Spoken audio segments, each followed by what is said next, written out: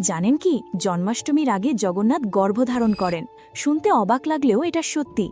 এটি পুরীতে পালিত হয় জন্মাষ্টমীর উৎসবের সময়। ভাদ্রপদ মাসের কৃষ্ণপক্ষের অষ্টমীর এক রাত আগে শ্রী জগন্নাথ মন্দিরের সন্ধ্যা ধূপের পর গর্ভগৃহ ধুয়ে পরিষ্কার করা হয়। এরপর মহাপ্রভুকে জেউটা ভোগ নিবেদন করে শুরু হয় এবং পঞ্চ উপচার পূজা অনুষ্ঠিত হয়। তারপর শুরু হয় এক অদ্ভুত নীতি, গর্ভোদক বন্দাপনা।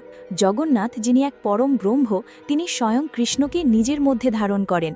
এটি এমন এক রহস্য যা জগন্নাথ সংস্কৃতিকে দুনিয়া থেকে আলাদা করে তোলে। অষ্টমী তিথির মধ্যরাতে মহাপ্রভু জগন্নাথ কৃষ্ণজিকে জন্ম দেন। মন্দিরের সেবাকেরা এই পবিত্র মুহূর্তটিকে জীবন্ত করে তোলেন।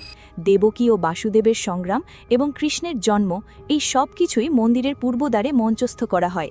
কৃষ্ণের এক বিশেষ রূপ মদন মোহন জগন্নাথজির কাছে বিরাজমান হন। তারপর শুরু হয় কৃষ্ণলীলা। এতে শ্রী জগন্নাথ ভগবান কৃষ্ণের বেশ